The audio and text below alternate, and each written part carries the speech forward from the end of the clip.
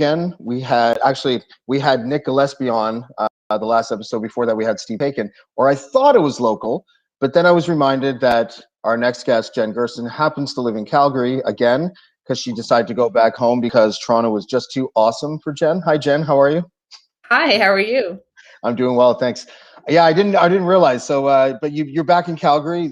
I remember that you. I remember seeing you on the CBC political shows. Like, what are we doing? Like 6 years ago, you were on the regular on was it Power and Politics or one of those shows? Yeah, Power and Politics I do. I also do a lot of sort of local CBC panels. So I did their live. I don't do Power and Politics very often anymore, but haven't done actually, I think, since my last maternity leave. I don't think I've really come back, but my last maternity leave also kind of coincided with COVID. So all of my TV panels got a little weird. But yeah, well, I enjoyed watching you there, and I enjoyed reading your work. And then also, you just started something new. You just started an independent outlet, I guess, The Line, through Substack. Yeah. Me and some other people kind of have gotten together and started to put together our own kind of commentary site off the sides of our desks. So that's been lots of fun. And then I'm also working on a book deal. So I got a book deal. Now I'm working on a book. So can you talk about that at all? Oh yeah, I can totally talk about that.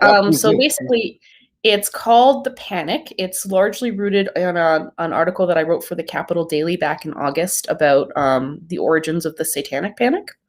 For those of you who are too young to remember this was like a decade-long moral panic that swept through North America and a lot of the Anglo-speaking world, in which there was a broad-based conspiracy that people in positions of power were Satan-worshipping child abusers and were kidnapping children and sexually molesting them and abusing them for the glory of Satan.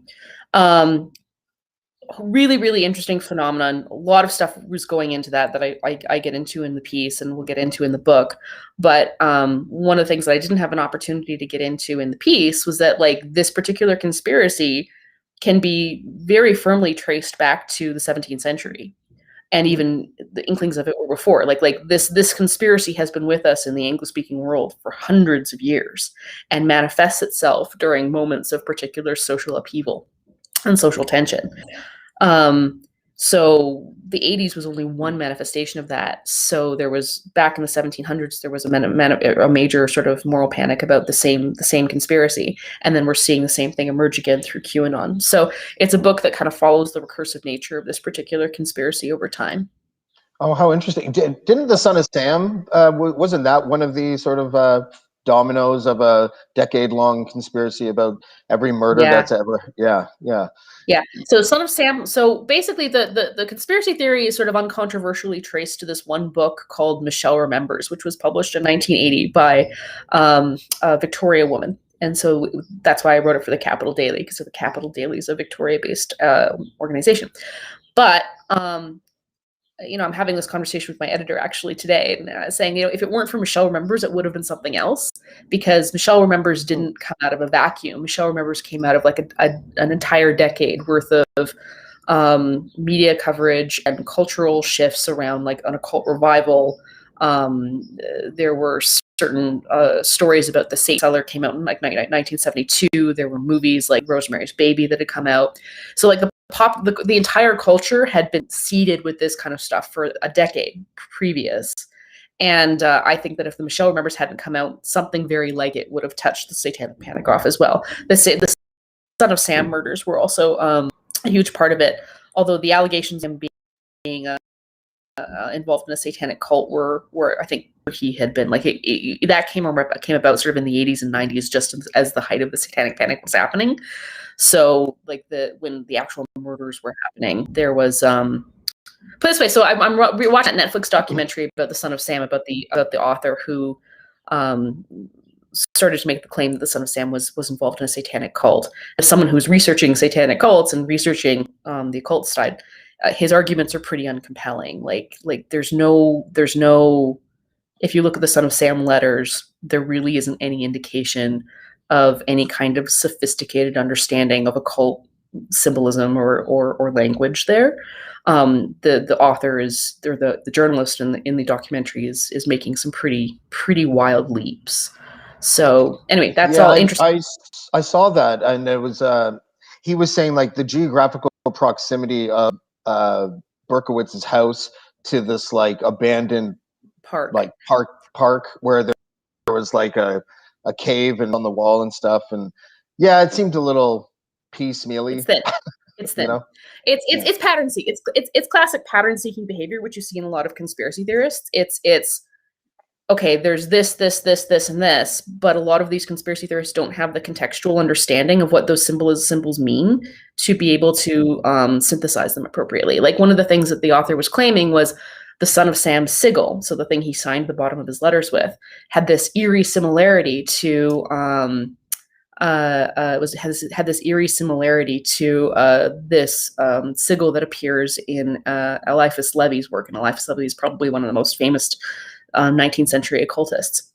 But I actually have that sigil. I know what it means. I have the book that explains it, and there's no similarity at all between the sigils. Like you've got to stretch really, really, really hard to be able to see the similarities there.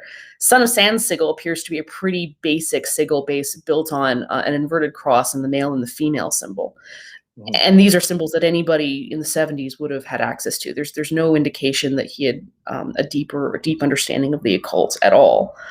So anyway, it's really, really interesting. What's interesting to me is not the Son of Sam stuff. What's interesting to me is the cultural milieu that led up to that kind of credible, to that kind of narrative being believed. And of course, we know Son of Sam converted to evangelical Christianity and started to make really strong claims about this, satanic cult that influenced him after he converted, and in the midst of the height of the satanic panic in the 80s and 90s. So, it's pretty dubious, but it's interesting. It's interesting that he kind of got sucked into this whole species. I mean, one of your listeners here, cult hysteria and paranoia was pretty prevalent in Saskatchewan in the 1980s satanic panic cult, mostly. That is also connected to the Martinsville case. CBC actually did a fantastic podcast about a daycare satanic panic case in Martinsville, Saskatchewan. They did a whole series on it. It was great. So Martinsville was one of the most famous cases in Canada where the satanic panic just consumed a local daycare, and local people were accused of really horrific things that just didn't pan out, weren't provable. So if you're interested in that, I think that's on YouTube actually. Yeah, no, it sounds like a fun project, actually. The research component alone, I think, like, my nerdy ass would really enjoy that shit. But I was also just thinking, like, if you write it from a perspective of a person who's religious or a person who's not religious, and I'm just sort of curious what perspective was where it's going to be when you write it. Well, you're gonna have to wait and see, because my perspective comes into it in very. I'm asking you if you're religious, man. Oh, yeah, I'm asking you if I'm religious. Yeah. I think that I would probably describe myself as a lapsed atheist. Wouldn't that mean you believe in God? My religious perspective is yeah, I mean, my religious perspective is very complicated, I would say. I don't think it falls into a conventional Christian framework, but I don't think that you could peg me as an atheist exactly either now. So it's I don't come into this as being judgmental of the evangelical Christian sort of milieu that got sucked into this. But I do come into it from a perspective of, if you want to understand what happened here, you do have to understand a little bit about occultism, and you have to understand a little bit about what's real about secret societies and occultism and what is fantasy about secret societies. And if I'm going to explain what's real about secret societies, you kind of have to take your Christian lenses off for a minute and try to understand these groups from their own perspectives a little bit, to understand why the claims made by people like Son of Sam or the claims made by Michelle Remembers just were outlandish and completely ridiculously off. Why they were very evidently a fantasy of occultism as opposed to real occultism. So, and anybody who has any research or any experience in this could explain this very clearly. I mean, the same thing I would say is if you look at the way that Alex Jones treated the Bohemian Grove stuff, I think this was back in 2000, and it was like 10 years ago now. So Alex Jones did this big expose about what was going on in Bohemian Grove. And it was the same kind of pattern-seeking behavior that the author Maury Terry was engaged in when he was trying to prove the Son of Sam satanic cases. He was taking stuff that looked weird or off or creepy, but because he doesn't have the grounding in occultism to understand what those symbols are or where they're coming from, he makes these really crazy claims, like they were sacrificing a human person on the pyre because look at the way that there's this creepy symbol that looks kind of like a skull on top of their brochure and shit like that. And I'm going like, no, that's not actually what's happening here.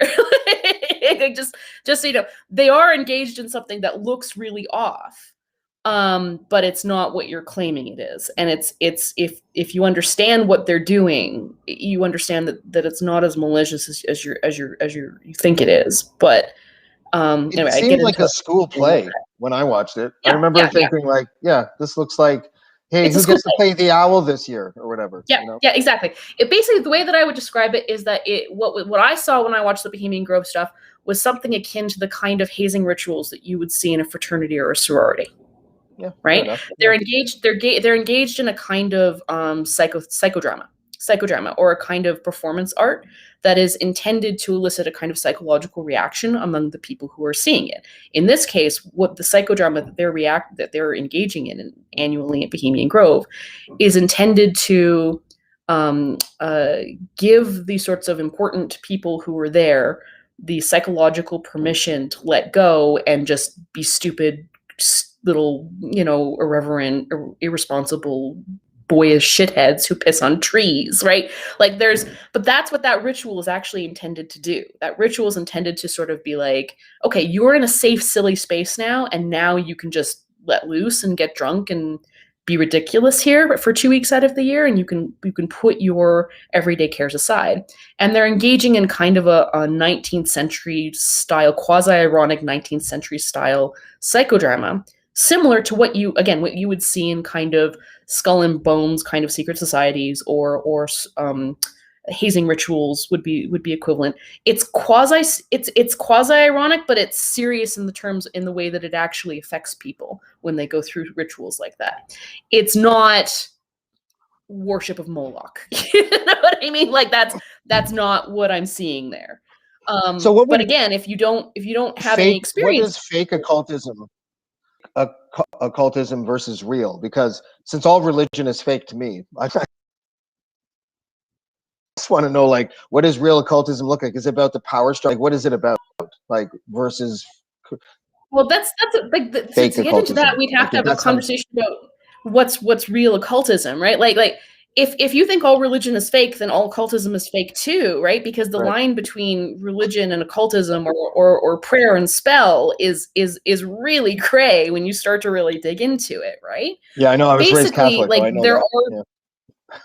Well, exactly, right? Exactly. I was raised Catholic too, right? So you know, if you're drinking blood for fuck's sake, to Mary, drinking blood and eating flesh, exactly, right? You know, exactly. And if you're putting a candle in and like lighting the prayer to Saint Mary and asking her for a favor, is that occultism? Like, or is that prayer? Like there's basically there are secret societies. Like there definitely are secret societies that engage in secret ceremonies and secret rituals. The Masons are probably the example of this. But there are lots of other occult societies that do what I would say it's almost a form of sort of ritual drama or psychodrama that is intended to elicit certain spiritual development or growth in people. There are, of course, we know Wiccans and pagans. There are witchcraft groups, people who practice spells and things like that. But when you really dig into it, the line between religion and occultism is really gray. And a lot of it has to do with what is accepted by mainstream society and what isn't, right? Like Catholicism is accepted in mainstream society. Yeah. Masonry is a little more gray, like all societies are just not accepted, although the actual... Yeah, the older I get, the more I look back on some of this stuff, and I was like, why were we doing this? Why was I telling old men in closets my sins? Like I didn't, it got really weird. I got to the point where I was like, I think I was an atheist when I was like in grade 5 or something. Like I decided when the nun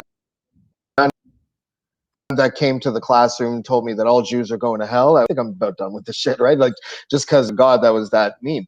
And then I got to this place where it was like I would go to confession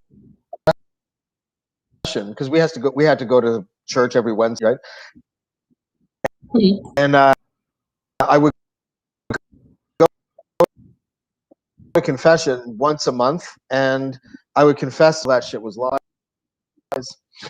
I just wanted to see if I could like put a glitch in the matrix of Catholicism, I think. Anyways, yeah. So you're preaching to the choir if you are saying that a lapsed atheist is like what, an agnostic that thinks there might be something out there but doesn't spend too much time thinking about it. Is that the idea? Yeah, I think that would be where I was at. Like I was pretty ardently atheistic for a very long time and very strictly rational, or what I would imagine to be very strictly rational. And then I kind of had to come to terms with the fact that nobody's rational, that we are all kind of bound by irrational urges and emotional urges that we don't entirely understand, and that if you're being honest with yourself, you just have to come to terms with that. And I think that I've also been increasingly swayed by the fact that, societies that don't have some form of faith-based or religious frameworks are societies that tend to spin off the rails really quick, because all of those irrational religious impulses seem to get channeled into politics.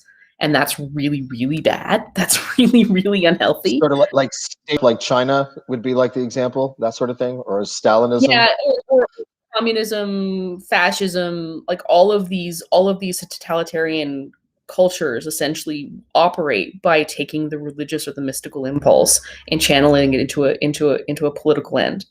So, if you want to live in I increasingly suspect that if you want to live in a free liberal society, you basically need to channel those insane tribal and irrational impulses into something that doesn't really matter that much. And in this case, spirituality kind of fits the bill. By all means, argue to the nth degree about how many angels or can fit on the head of a pin. Channel all of your crazy irrational nuttery into that kind of a debate, and then let's have a rational conversation about tax policy. You know what I mean? That's fair enough. I think that is one of the issues here, and a lot of the challenges that we're facing with polarization and tribalization of our current society. I mean, I'm not the only one to have made this argument. This is a very old argument, but there's a lot of reason why we're seeing this in our society is because we've abandoned any kind of overarching religious framework that substitutes our mystical impulses. And so we're channeling all those mystical impulses into politics and it's no coincidence that we're calling it the Great Awakening, right? We're analogizing it to a religious movement. People don't seem to be able to argue about politics from a non-tribal position anymore, right? Like it's not like you and I can just disagree about tax policy. It's my entire identity and my entire tribal sense of self and worth is fundamentally tied into my religious position or my partisan position. So I can no longer detach, a policy discussion from an identity-based discussion, and that's where this thing just goes off the rails. Because if you can't do that, you can't have a policy-based discussion anymore. So, like, I as much as I think that Catholicism. I was raised Catholic, and I'm like, yeah, this is kind of crazy and irrational. No debate. Like, if you're going to go and or you're going to be Pentecostal, you're going to go speak in tongues, you're going to be a Mormon, you're going to be blah, blah, blah, blah, blah. You can't defend any of this stuff on purely rational grounds. It's not defensible on rational grounds, but it seems to be necessary. And that's the thing I struggle with as a lapsed atheist. I don't think that atheism's quite come to terms with the necessity of the irrational, right? Yeah, I've never actually heard that argument formulated that way. Like what you often hear is, oh, society needs that Judeo-Christian sort of underpinning. That's how we built the society.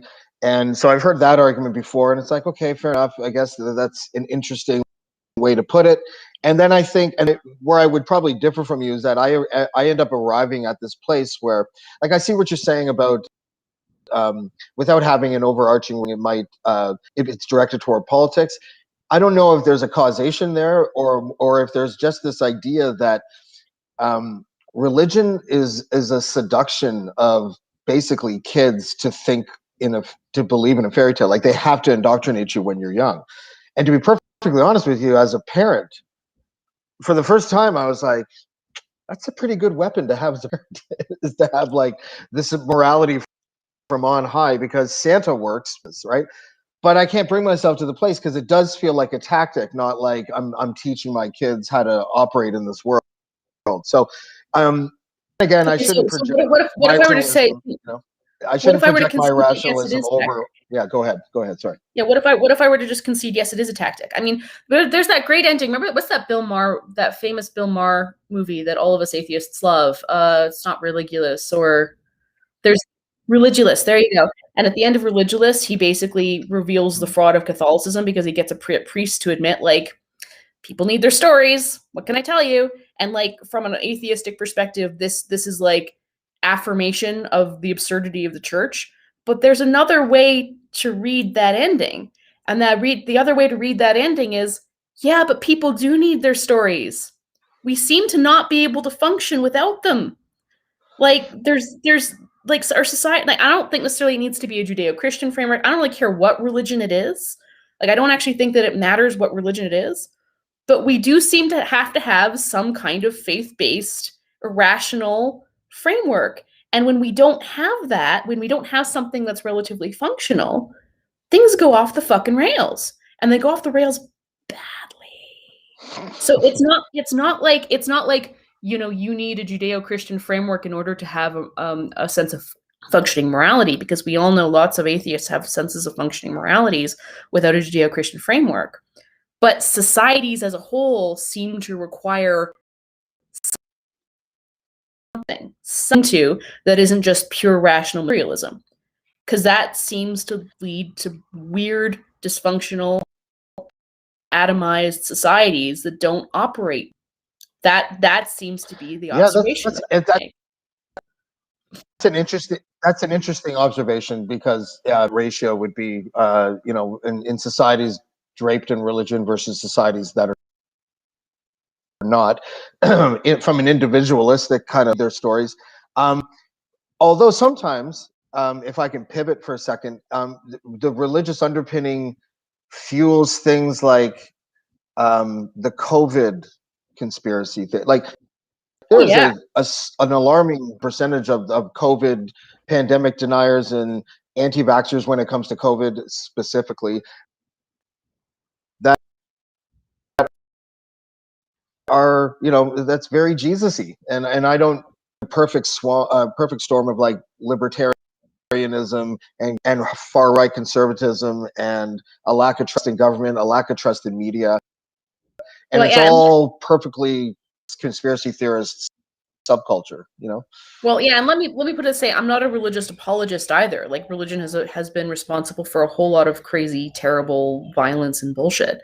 I think that what I'm coming at this is that I think you actually need a balance, and I think that liberal democracies that have a balance of like a religious sort of space and a non-religious, to quote the Bible, to Caesar that which is Caesar's, and to God that which is God.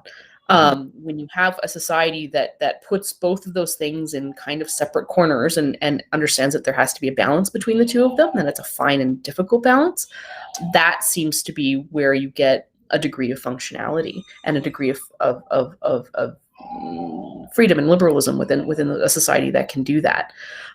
When you have, I mean, I lived in the Middle East for a couple of years. When you have societies where the religion is dominant and the religion is your overarching framework for your political space, that's not better. You know what I mean? No. Like we can go back and look in history and be like, that's also not better. That when you have a religious framework for your political that's Pakistan. When your political framework is fundamentally religious, that is also going to lead you to authoritarian kind of outcomes and really irrational, crazy authoritarian outcomes. So that's not a better system, and I'm not arguing that it is a better system, but I do think that you need a balance of these two things in your society for it to work. As for the COVID stuff, that's really interesting. I think that essentially that is also comes down to identity issues, where you have people who have been inculcated all their lives with this idea that the power of the state in order to secure your religious liberties is like the highest act of martyrdom, and is in itself a virtue, and then have such people come to a relatively free society where your religious freedoms have been, for the most part, not really impinged upon. I mean, there have been like some court cases here or there or whatever, but for the most part, if you come to Canada, you're free to worship as you want. Nobody really cares. And that's great, and it's wonderful, and it's a wonderful freedom. But at the same time, if you have a religious viewpoint that lionizes martyrdom and lionizes this idea of fighting for your religious freedom against the oppression of the state, COVID's just given you an incredible opportunity, right? Yeah. Here, this is what it is. It's given you the opportunity to prove your religious bona fides, right? It's given you an opportunity to prove your religious virtue, by demonstrating your desire to follow God against and to risk death, to follow God and to risk death in the face of government oppression. So this is a classic example of religious thinking that's been pathologized.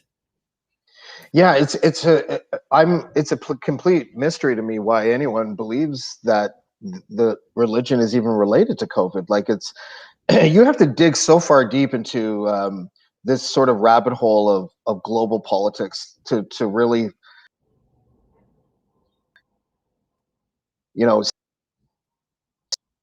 see the where the first domino was. So it's like China, who was influenced by China, and then you start digging through layers and layers of, like Bill Gates and vaccines and Pfizer, and it's just evidence that the New World Order is trying to vaccinate us to make us all communists. And it's infuriating, and it's growing larger than it was last year. And last year I thought it was pretty off the charts. Yeah, I mean, what I find so incredibly frustrating about this pandemic is that I've been in a state of just intense anger for the last 6 months. I'm so angry about this pandemic. I'm so intensely angry. I'm really, really intensely angry at the COVID zero people who seems to think that we can, basically lock down all of society for 6 months in order to get to zero cases. I think that's a fucking fantasy, and I think that those people have an extraordinary amount of power within the influential circles that are making the decisions right now, and I don't think that they're making rational, measured, science-based arguments or decisions. And I'm intensely angry at the anti-lockdown, anti-mask people, because I'm like, dude, we have the answer. Like, literally, it's being delivered in boxes by the millions now. The answer is the vaccine. Once enough of us get vaccinated, they can't continue the lockdowns anymore. They can't shut down schools anymore. Once enough of us have been vaccinated, the case rates are going to fall, and all of the arguments for the lockdowns collapse. So, like, the answer is before you. All you have to do is choose to take the key that has fallen from heaven, stick it in your arm, unlock the gate, and walk out into the light of freedom.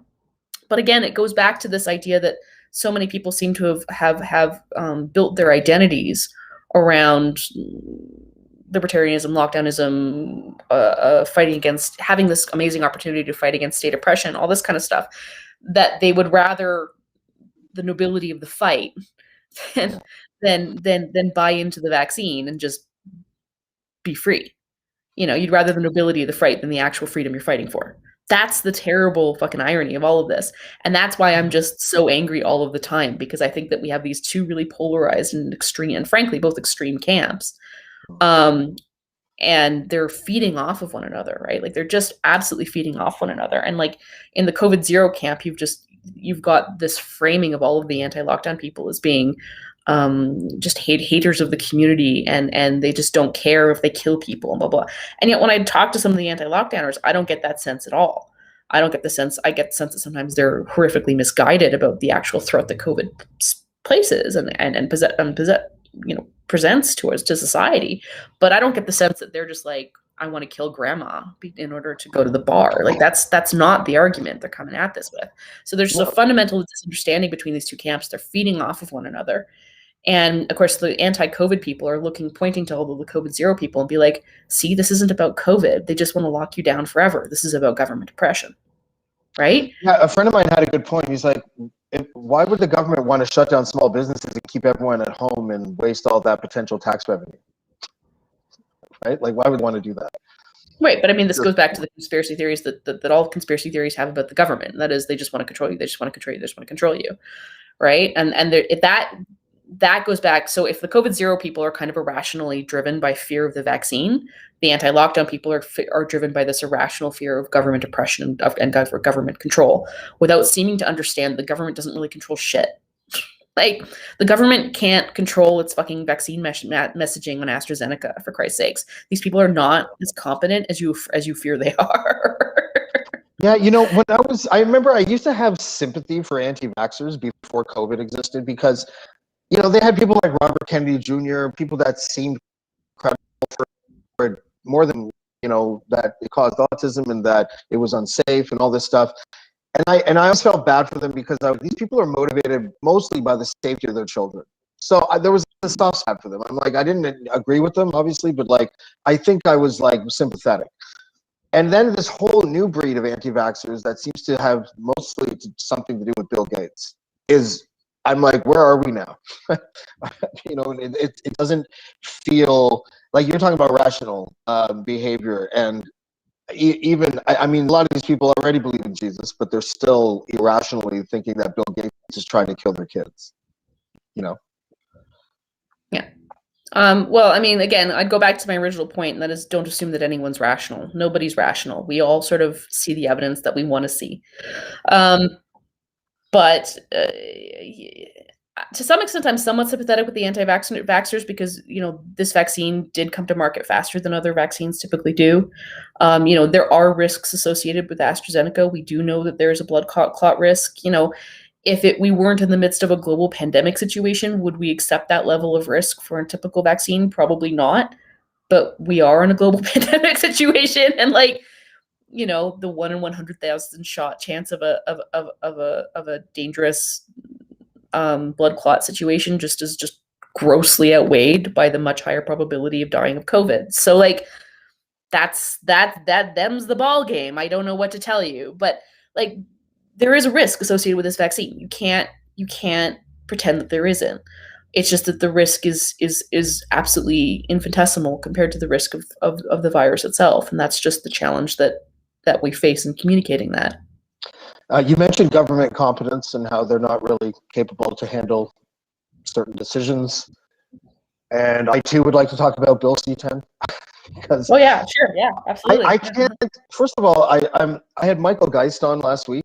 Actually, we had him on the Dean Blundell podcast, and you know, he makes a lot of sense to me. But even he was like, the one positive that I took from my conversation, that even if they tried to implement it, and even if it passed, it's still years away because of the problems that it would create just by existing. Like, for example, how do you build an algorithm to snatch content from small broadcasters or popular individuals? And, you know, how fucked up is that going to, like, how many fucks is that going to create, you know, in the CanCon side of the conversation? And the other side of the conversation that I didn't even really know much about, except for music videos, because I used to write them, was this grant program that apparently isn't big enough yet. And painters and sculptors and people that do sort of need these grants, need these, like, you know, grants to increase and need to expand the Canadian grant program. I'm just like, it never dawned on me in all my years of creating stuff to apply for a grant. I'm not saying that you're bad if you do, but why should small-time podcasters have to pay into this system? Why?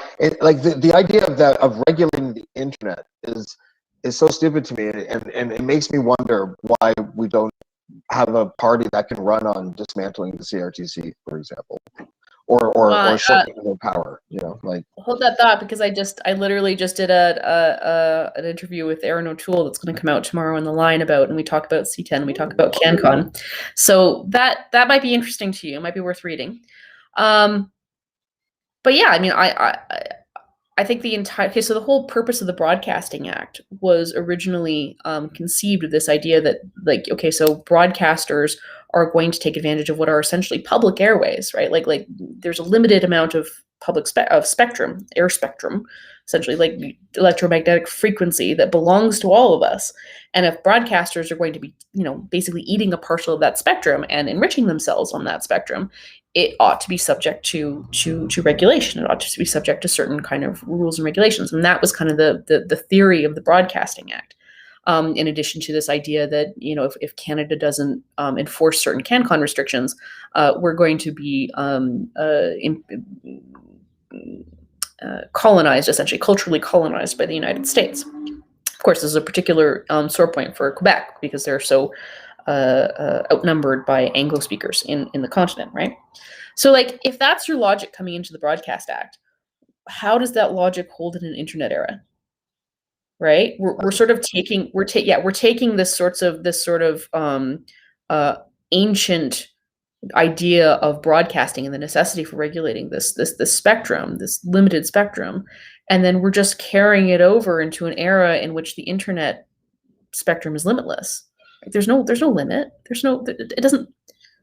There's no limited bandwidth. It just doesn't exist. It's infinite, potentially. So it doesn't. The whole logic of regulation is just destroyed under this internet era. And I think rather than just try to modernize a regulatory regime that doesn't make sense in the internet era, we probably just need to scratch the whole thing.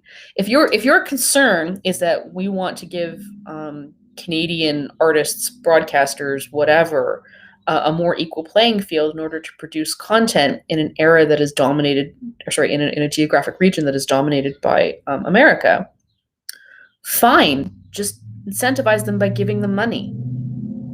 Like, just pay for that. You know what I mean? Like buy that content. You know, it's the height of folly to try and do this through a regulatory regime. Like, it just isn't appropriate. Now, what they're trying to do is they're trying to create a Canadian content system that other people pay for, right? But that then creates this whole twisted incentive system that doesn't bluntly create a whole lot of very good Canadian content. It creates a twisted incentive system where you have like a quota of Canadian content where people are paid to produce stuff that sucks. And this is what I said. Like, I was on an MLI panel about this exact point. I was like, a lot of these people seem to think that they're being given a lifeline, and it's not a lifeline. It's a golden leash. That's what they're being given. And if you're too stupid to see it, you know, you're going to get very, very shocked when absolutely inevitably the leash starts to get pulled. And if people think I'm exaggerating, you know, I'm not. The leash is already being pulled. Go read the line. Christina Clark is a documentary filmmaker in Canada. And she talked about the way that funding operates in the documentary film space and how that influences what kinds of documentaries get made. And increasingly, documentaries that conform to a particular ideological viewpoint or confirm an existing kind of largely progressive narrative are the only ones that are really getting funded. You know, stuff that focuses on, for example, the opioid crisis among white males is not going to get funded because it doesn't conform to an increasingly narrow sort of form of what is considered appropriate for government funding. So this is sort of where I say this is where I would seem to conflict with what I was saying before. If you want Canadian content, fund it, but detach it from ideological tests. If you want art, you can't attach ideological conditions to art. It literally has to be, here's a pot of money, you're an artist, access it. And like, the problem with that system is that it's almost impossible to detach it from ideological conditions right now. So what you wind up happening is a system where viable art is, and that is where this goes. What I think that people in the media space haven't quite is that same problem is coming for them. It's absolutely inevitable at this. So, you know, I think the whole is a bit yeah, no, I would agree. I don't think it fundamentally works. And also, you know, the white guy trying to talk about this issue is almost impossible these days. Although I don't care, like, you know, I have no shame when it comes to this topic because it's so brazen right now. Like, I know a dude, he's a great guy. He's a Jamaican dude. He's super creative, and you know, he has a business where it's like, on your grant application, because you have a better shot at getting it because I'm a visible minority, and then just give me a percentage of the thing and I'll walk away. This is how he makes money. And you know, and it's almost like, okay, like, but is it a grift, or is it just giving them exactly what they want? You know, it's not. It's taking advantage of a system that seems to be. Everyone is so afraid of optics. I think that's really what I'm saying. Me, optics, corporations are afraid of optics. Optics have become this thing that is the most unbearable risk ever, and they get into that that identity sphere, and they're not looking back. I don't know when this ends or how it ends. Like it doesn't feel like, it feels like it's getting worse. I thought a couple years ago it might get better. No, it's getting worse.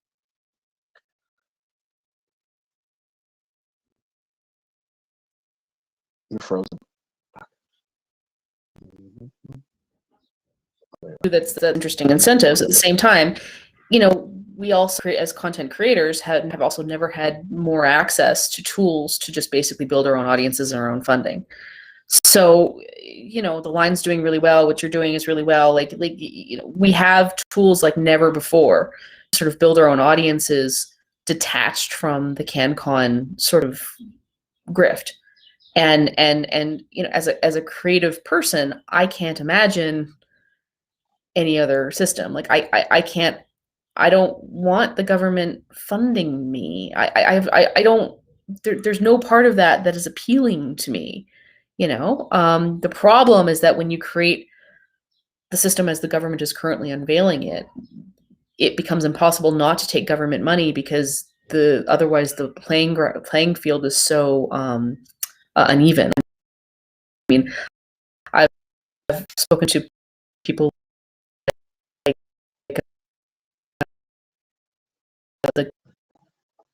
the logic, for example, and the logic's been critical. Company Blacklocks. The logic has to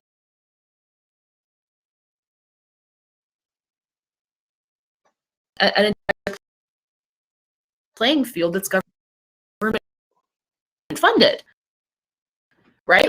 Like this becomes the fundamental problem.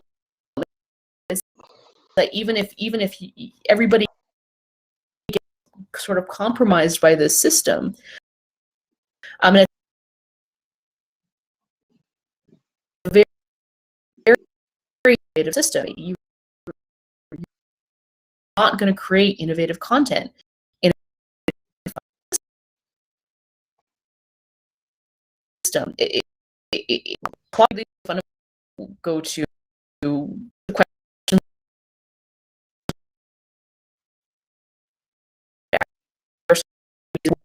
are we actually hampered? Also, I mean, have a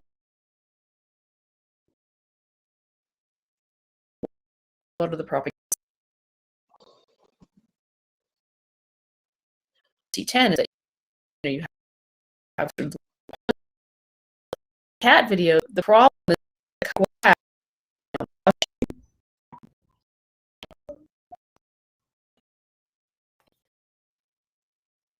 I think we're having tech difficulties, Jen. I'm looking at your connection speed here. I think, yeah. I think this is going or something. Can you hear me?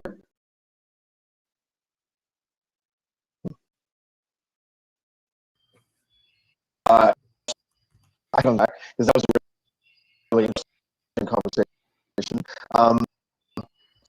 That's Jen Gerson. There she. Oh no, that's not Jen.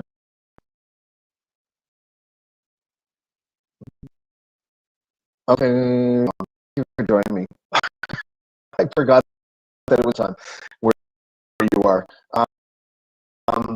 Yeah, because I live in the sticks. Jen lives in the house right now. So, listen, thank you for joining me on episode 4. Sorry about the tech issues.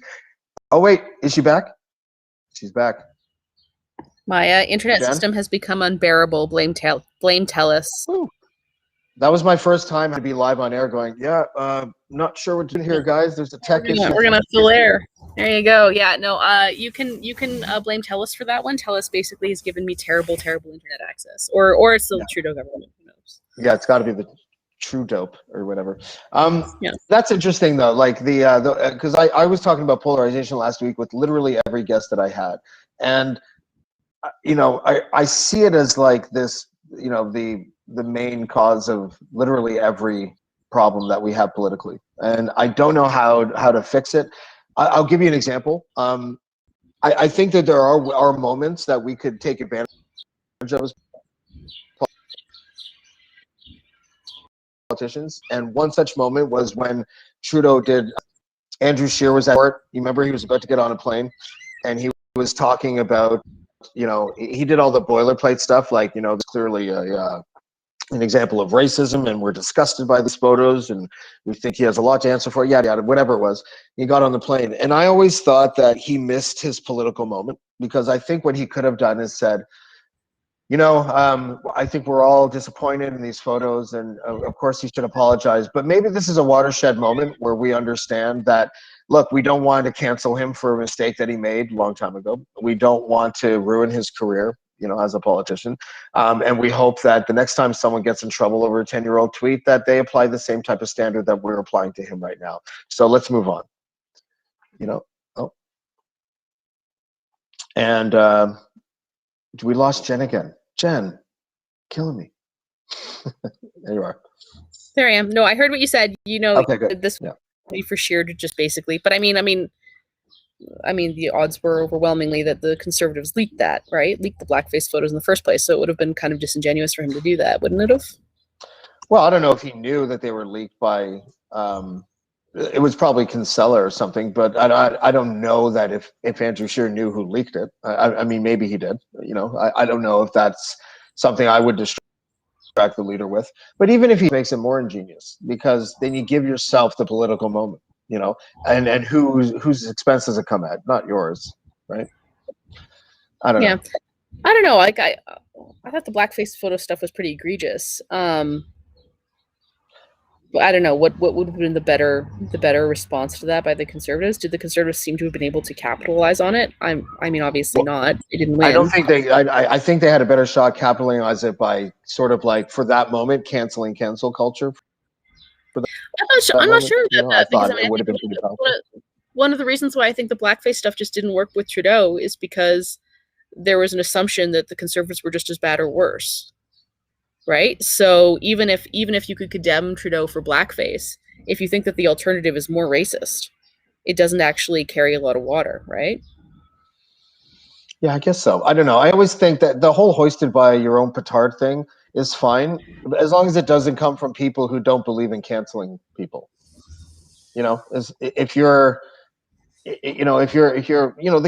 I was like, the one, when I dip my toe in, because I consider myself sort of a fencing, annoying moderate, I guess, right? It's always when it has something to do with all that, because I don't like the way the left are handling business when it comes to that issue.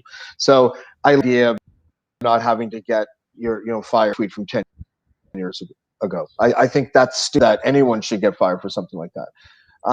And so when you're kind of advocating for something you don't believe in, you're losing me on the principle, and you're becoming a hypocrite because you want to score political points.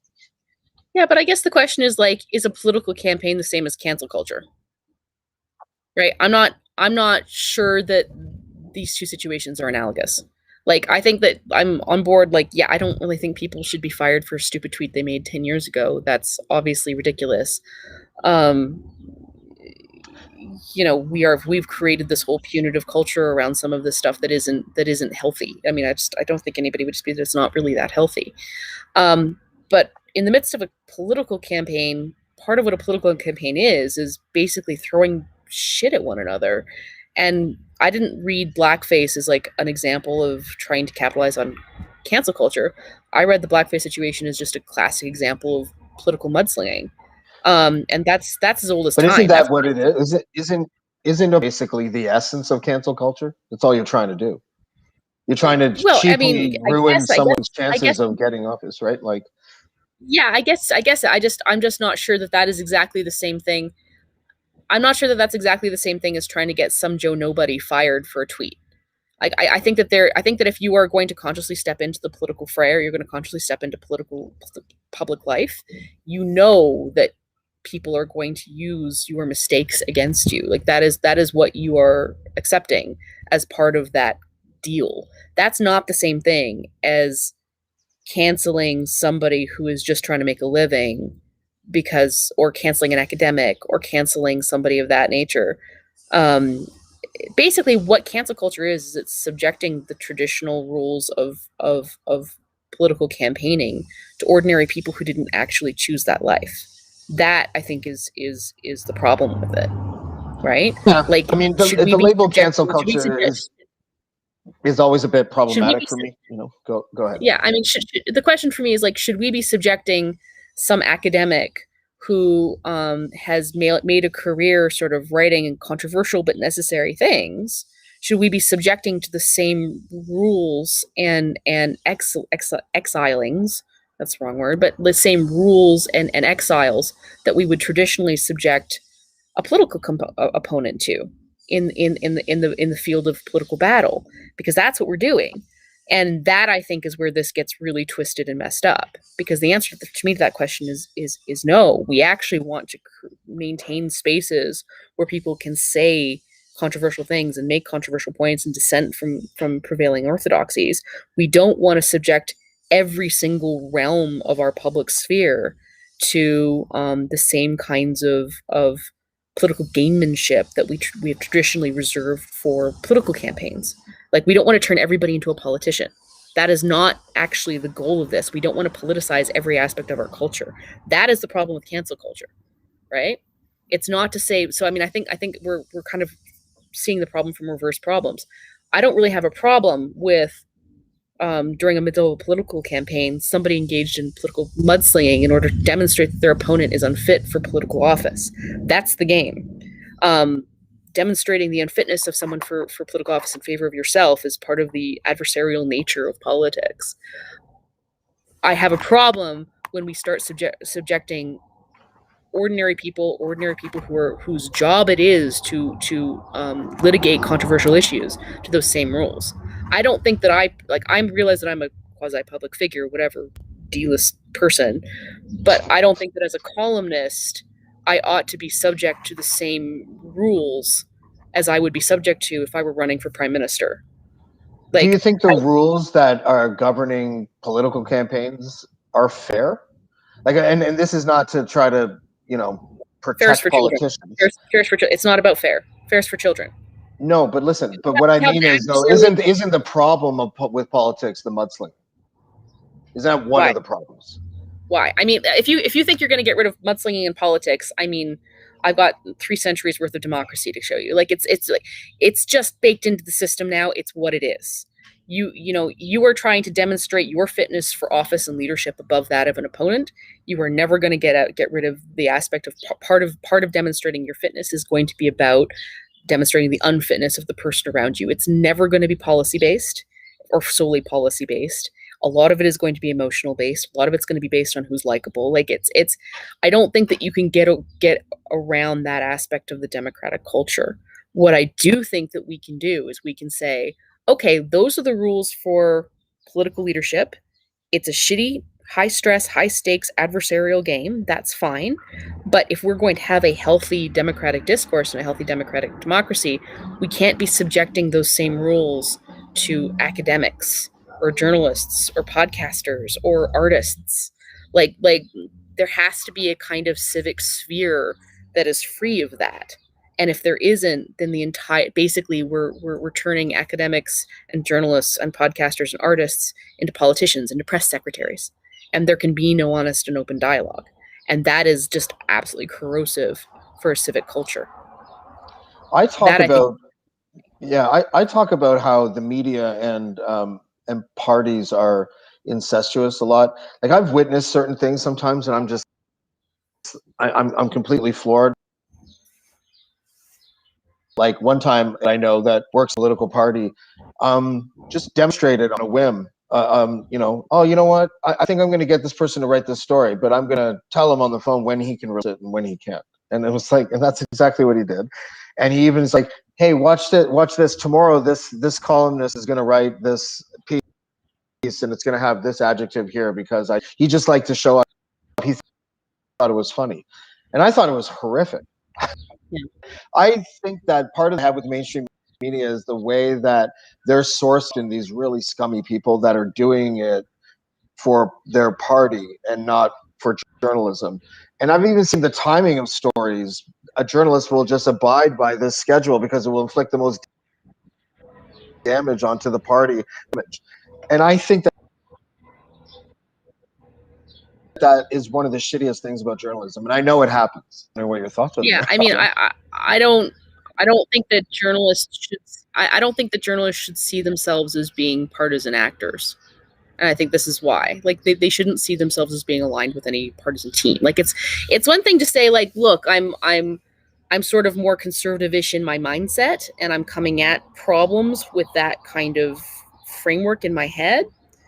And I don't think anybody would dispute that I probably do, but I don't see myself as part of a team. Like, I'm not on anybody's fucking team. That's just not my job. That's not my fundamental role. And that, I think, is what I think a lot of the problems with journalism has become, is that people sort of started to align themselves with tribes or teams in the journalism sphere. And I think that is highly corrosive. That being said, I'm also kind of a non-prescriptivist. I sometimes think that access journalism is what it would be called, has a role to play. Like it's useful to understand what's going on behind the scenes of a political actor. And sometimes you're only going to get that from a type of journalist who's engaging in kind of access journalism. So you're not going to get a critical view of what they're doing from that person, but you're still going to get an informative view of what's going on behind the scenes. And sometimes there's a place for that.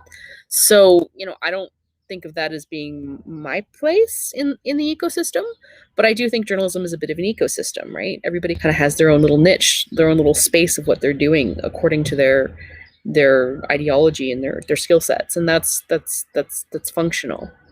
And also, journalists get played. Like, journalists get spun. We all get spun on occasion. That happens. Mm-hmm. It happens. Yeah, sometimes I feel like, I never spent time working at a mainstream outlet, and I think that's probably a good thing. I don't think I have the type of discipline that could deal with, working in that environment. I remember one story that I was interested in that you actually, where someone leaked to you the recording of the caucus meeting when Patrick Brown was being sort of, when he left, when he resigned. And I remember thinking, I think I tweeted you, maybe said something or joked or something, but just about, I wonder what the motives of the source was. Yep. You know what I mean? Because I was like, you're speculate, and then you harangued me in order to reveal the source, and I wasn't going to do that. Sorry. I think harangued was just musing out loud. I wonder who the source was, because it seemed like there were a lot of political actors that benefited huge tape being leaked, and it was interesting to me because, again, I didn't see anything in your article about how it's against caucus rules to record those conversations, and it's confidential, and they all know that. And so it felt like some politician was going, yes, we got someone to publish this illegal, or at least our policy thing that we leaked, and it's really good for us, Yep, and that's the nature of a scoop, right? Every journalist who's going to get a scoop, right, is going to get there are no such things as impartial leakers. There are no such things as people leaking for the sole purpose of some kind of noble, unimpeachable goal. Everyone who leaks a document ever has a motivation for doing so, and they're almost all every leak I've ever encountered has been self-motivated. That's just how this works. Nobody leaks anything for non-self-interested reasons. So you are free to speculate as to the motivations of the leakers, and you're completely free. But nobody would ever leak me anything in the public interest if I was made a point of revealing my source. That's why we don't reveal sources. I don't think I asked you to reveal your source. I don't think I ever asked you to reveal your source. Yes, you did.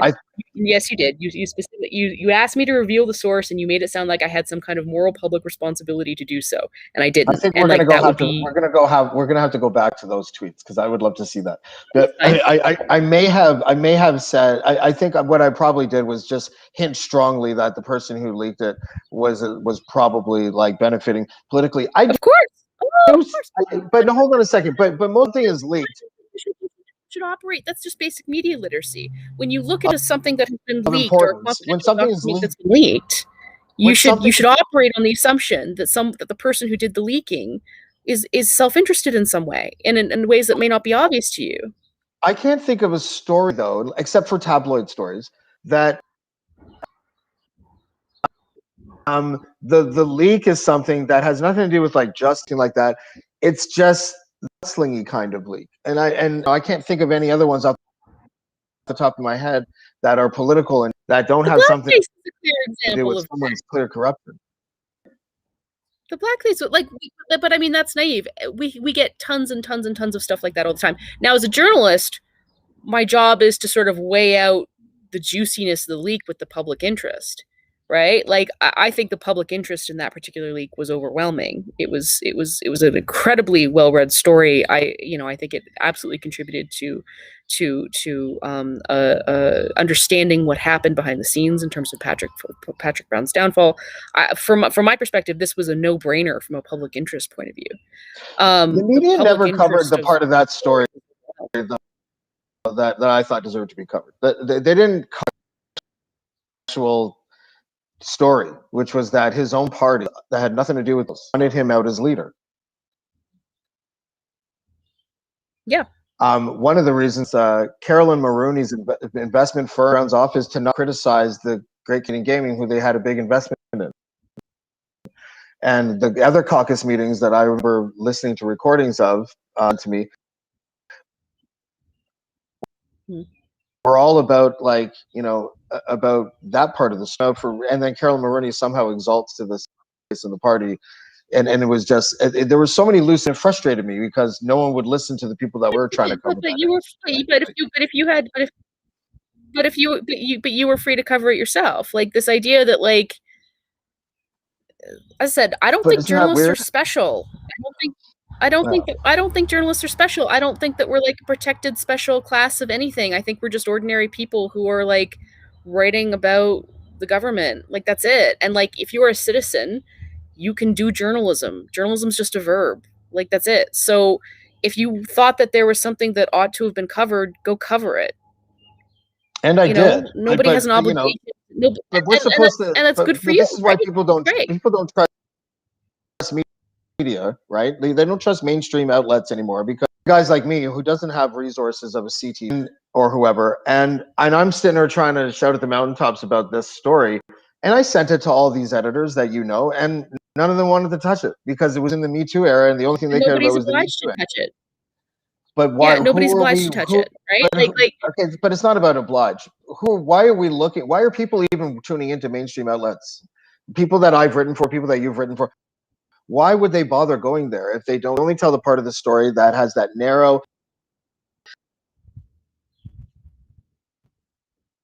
echo chamber value? Well, they don't. They increasingly go to places like you.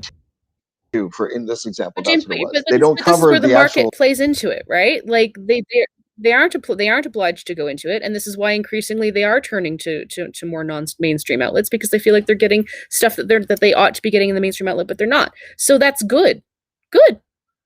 Like, you know what I mean? Like I don't sit around like complaining about that. I think that's fantastic. We're in a garden, let many flowers bloom, and if the mainstream media is fundamentally failing to take up angles that they ought to be taken up, or letting good stories slide that is within the public interest and the public should be taking an interest in, that just gives more opportunities to people like you, more great opportunities to people like you, and increasingly great opportunities to people like me who are going to cover stuff from a different point of view and ask for direct support to do it and get that support because the audience appreciates what we're doing.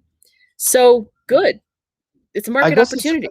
I agree. I mean, at the end of the day, I do agree with you. I think it's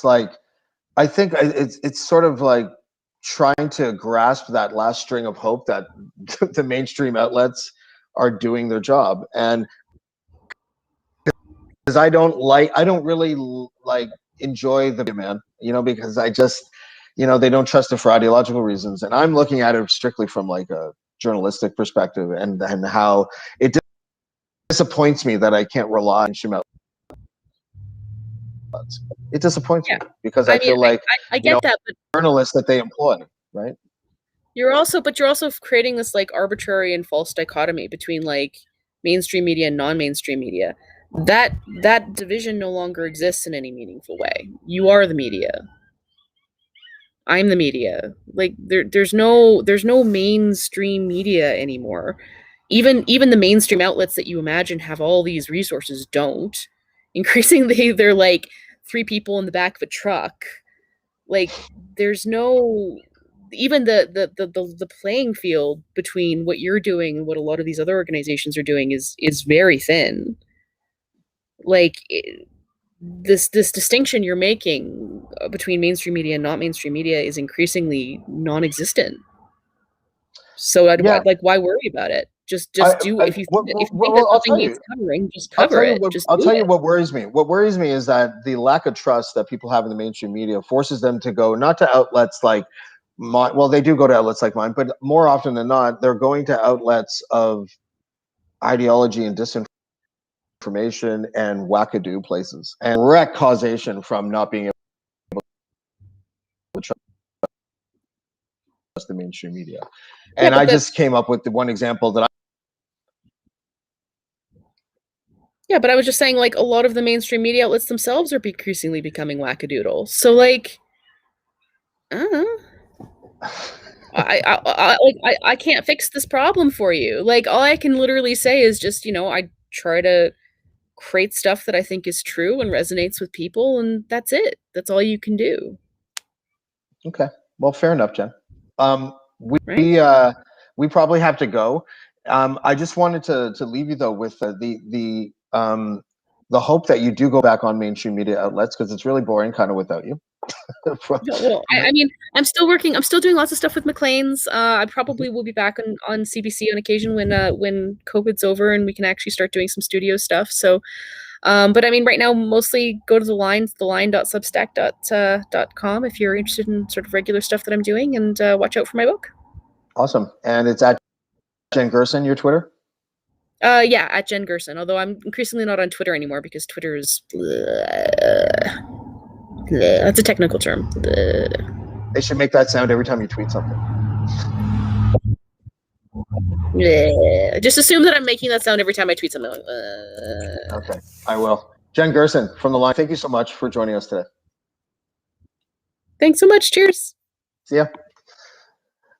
That was Jen Gerson, everybody. She's from the line. She's written for CBC, the National Post, probably the Globe and Mail, although I can't remember off the top of my head. And yeah, we are going to be talking about some ridiculous shit on the Dean Blundell show coming up at 3. So please join us for that. The story about the tech issues. We're still sort of polishing our balls here at Blackballed. And yeah, I'll see you next time. I'll see you on Thursday. Guest to be announced, but it's going to be a fun show. Okay. Thanks, everybody.